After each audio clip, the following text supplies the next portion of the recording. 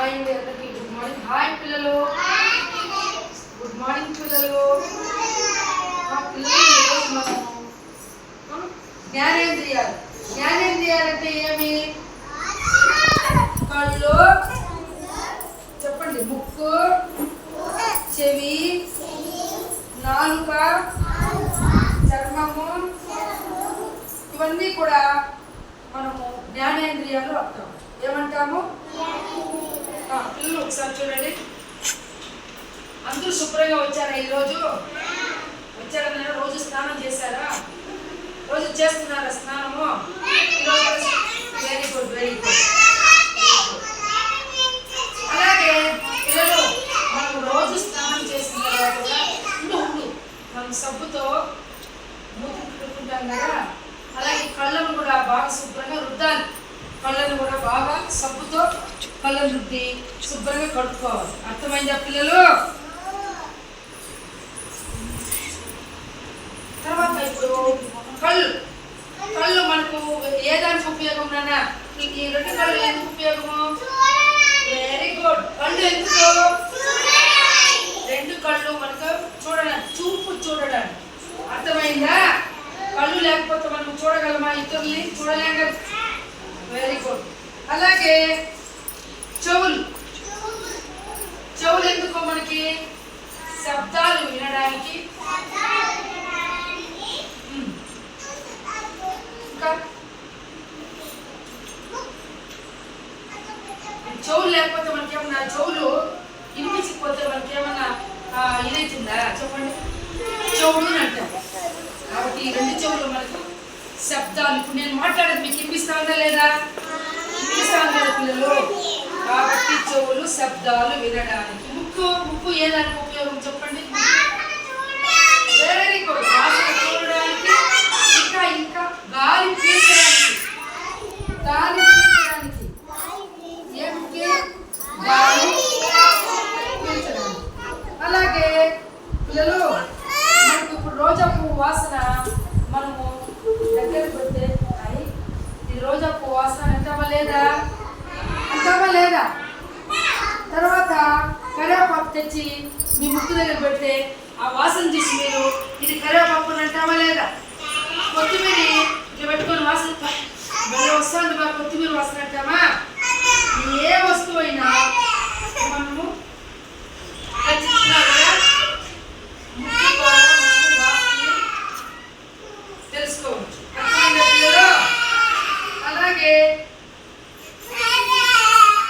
నాలుక ఎందుకు?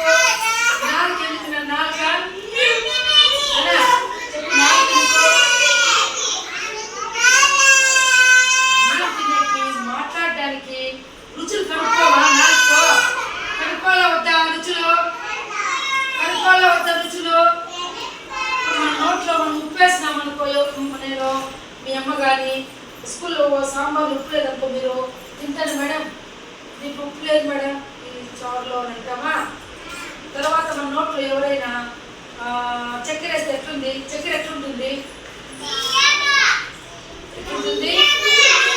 Very good. ఈ అమ్మాయి కరెక్ట్గా చెప్తా ఉంది. తీయగా ఉంటుంది. ఉప్పు వేస్తే ఉప్పగా ఉంది తింటాం.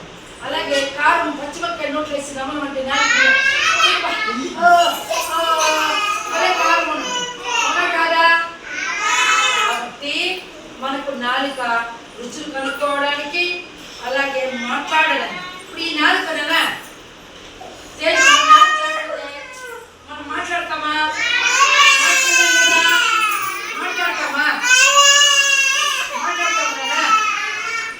కాబట్టి నాలుక లేకపోతే ఎట్లా మాట్లాడతాం? మూసుకున్నాం అనుకో, నొప్పు అది నాలుక మనకు ఉండాలి కాదా? అలాగే ఈ చర్మం మనకు ఎందుకు చెప్పండి?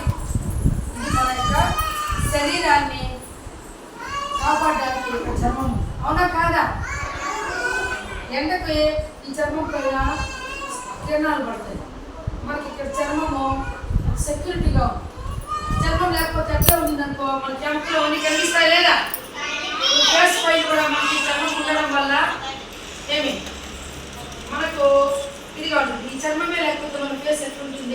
ఎముకలు, నరాలు అన్నీ కనిపిస్తాయి. అవునా కదా?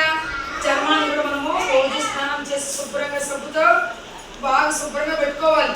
దుమ్ము ధూళి దీని మీద పడితే శుభ్రంగా కడుక్కోవాలి. రోజుకి 2 సార్లు 3 సార్లు ఫేస్ని చన్నీళ్ళతో కడుక్కోవాలి. ఫేస్ అంటే ఏమి? ముఖం. అర్థమైందా? మీరు అలాగే పిల్లలు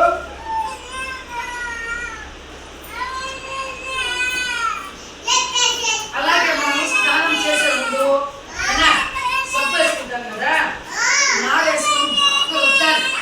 నారేసుకుంటే ఈ ముక్కంతా వెళ్ళిపోతుంది. అవునా కాదా? పిల్లలు మీరందరూ కూడా శుభ్రత పాటించాలి. రోజు స్నానం చేయాలి, రోజు బ్రష్ చేయాలి. రోజు మనము బ్రష్ చేయడం వల్ల పళ్ళు శుభ్రంగా ఉంటాయి, నోరు వాసన లేకుండా ఉంటుంది, పండ్లు పుచ్చిపోవు.